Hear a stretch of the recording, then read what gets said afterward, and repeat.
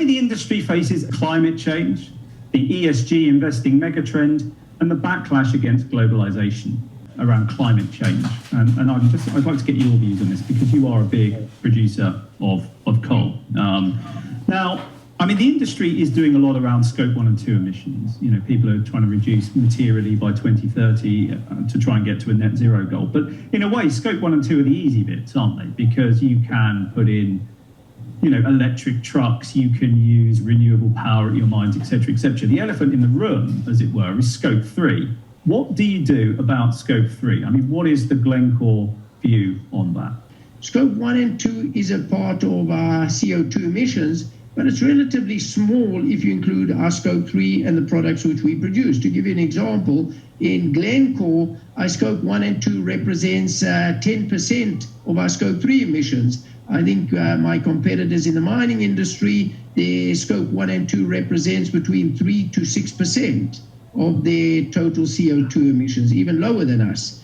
Therefore, the main thing, if we're going to reduce the CO2 emissions, scope 3 is important.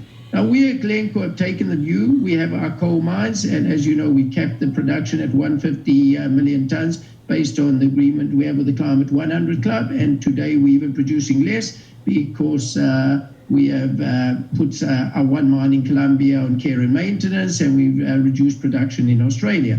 However, we have made a commitment to reduce our scope 3 emissions by 30% by the year 2035. We're still reviewing that. On the 4th of December, we have our Investor Day. We will be revisiting that again.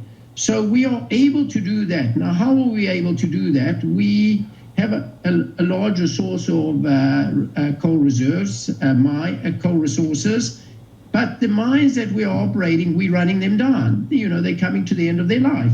And the mines, for us to get there, we will run down these mines without replacing them and building new mines. And the main areas where that is happening is Colombia. As I said already, Prodeco's on care and maintenance. The joint venture mine we have with Anglo, Cerrejón, comes to the end of its life in 2031. We also have South African operations which will deplete. So that's what we're doing. So we're running down those operations so we are able to reduce our scope 3 emission by 30%.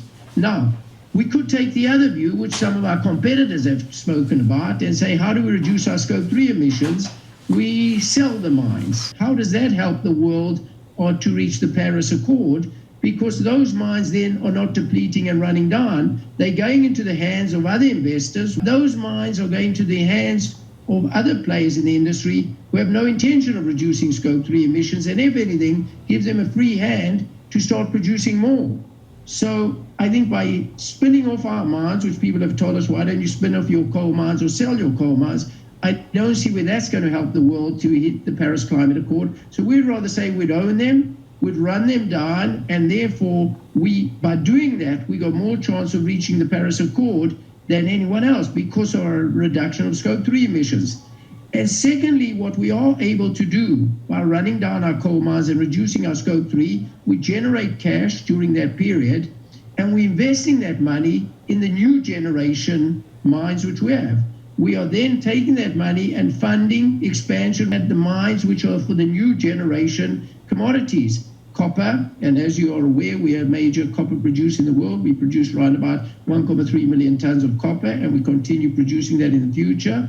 We also are the largest producer of cobalt, and we all know what that is required in the batteries for the electric vehicle. We produce around about 46,000 tons of cobalt in a 140,000 ton market. Nickel, major producer of nickel, which is required in batteries, and if you look at the demand for that going forward in the battery and which is required in the electric vehicle, there's big demand for that, vanadium, etc. So we are starting to transverse those funds out of the coal business into these new generation commodities. So I think we're in a unique position to be able to do that.